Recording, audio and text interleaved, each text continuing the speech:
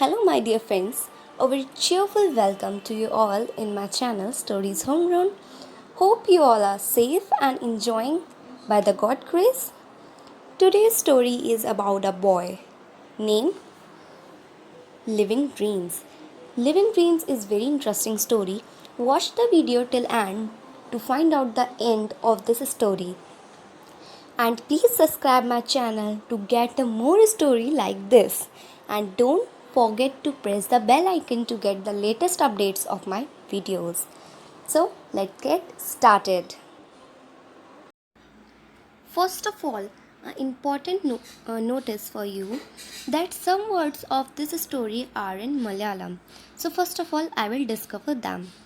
First is Amma, that is mother in Malayalam. Next is Chichi, that is called as sister in Malayalam. Next is the Bilyachan, that is uncle in Malayalam. And the last is Achan, that is father in Malayalam. So let us start. Damu was standing on a stage. Hundreds of students from school were looking up at him in adoration. Damu was singing. The knotted rope in his hand was the mic, and the dotted floor tiles were the audience.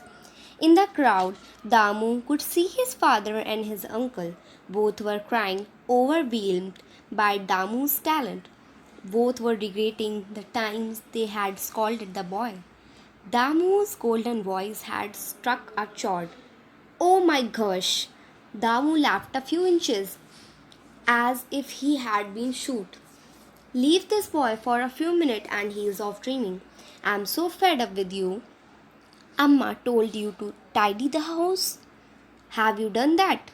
It was Smriti Chichi, means his sister. Just once a year, at her in-laws' place, had changed Smriti Chichi completely. She wanted everything to be spick and span. Even her laughter had changed into an irritating tinkle. The excitement of getting her sister after a whole year had quickly soared. She had been untidier than me, thought Damu bitterly as he walked off in a huff. Outside sun blazed on a white sand and the heat hit him. Damu wondered if he should turn back. Then he decided not to. Damu found himself walking toward the shore. Walking a little further, he spotted his father Sudhakaran and his uncle Arvindan repairing the nets. He quickly turned back. Arvindan said, You had better do something about the boy of yore, or you are going to regret it. You think I haven't tried? You have beaten him too, but it's no use, sighed Sudhakaran. Sorry to interrupt, but have you tried talking to him? Came a voice from a nearby boat. It was Naushad, the uncle who was at the age of 80 to 89. He was a fisherman. What Naushad Bilyachan? Said Sudhakaran. Do you take me for a fool? I thought, like beating the boy, I will talk and talk to him. He's always taking to him. Sometimes when I see him like that, I don't know whether I should laugh or cry, said Sudhakaran wearily. Says he does not want to be a fisherman, want to study and become a rocket scientist. A rocket scientist, everything is like some fantasy. Land to him. There's nothing wrong in studying or wanting to be a rocket scientist, said Naushadapan. Damu was woken up at 3:30 a.m. with his eyes still gummed with sleep. He buttoned a shirt and followed his father. There was no point in protesting, no point in pretending to be dead and hoping that they would leave him and go. The family counselor had decided that they would have him to firm with him to make him responsible. A sample of it was the attempt to teach him his vocation by taking him fishing at the unearthly hours that fishermen are used to. It was pitch dark outside, but there was a lot of hustle and bustle on the seashore. Van boats being dragged and lantern dancing in the dark as the fisher folk walked around. The lights of the lanterns had set Damu off. The cave was lit by a light that seemed to come from the mountain of coins that were piled. The coins threw a sharp light of their own that touched the ceiling of huge cave. Damu discarded his lantern. There was no need of light here. Moreover, he needed both hands to shove in as much gold as he could into. A sharp poke on his hand, and he was back on the shore. Help you, father, push the boat, said Sudhakaran. Damu was happy to see Naushadapan on the boat. He was happy because anyone better than these two bad tempered men. They roved into far the sea, much to the surprise of Sudhakaran and Arvindan. Damu roved very well. Little did they realize that Damu was participating in a snake boat race. He was neck to neck with the matter of life and death. If he won, what do you see in the water? A shaking voice rose Damu from his daydream. Water, replied Damu. No, what do you really see? Insisted Naushad. Damu shrugged his head wearily. I see different things when I look at water, said the old man with a chuckle. It really depends on wherever the sun is positioned. For instance, when it's noon, then I don't see the water. The glitter of the sun on the water seems like gold that I can collect. When I see the water when the sun is about to set, I feel warm. The water has absorbed the sun's heat, robbed the sun of furnace, and now its vast body is warm and heavy like sweet honey.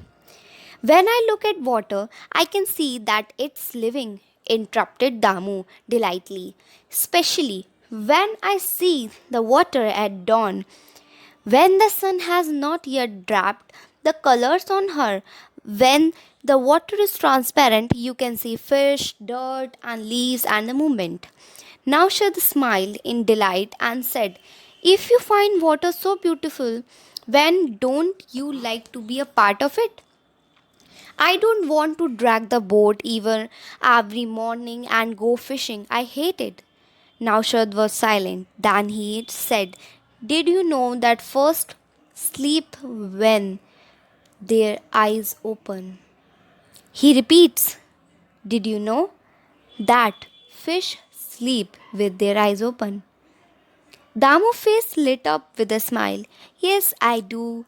They have no eyelids, so obviously they can't shut their eyes. Did you know that each eye of the fish say different thing? No, I did not know, said Naushad. When the boat returned, Sudhakaran had a very good howl.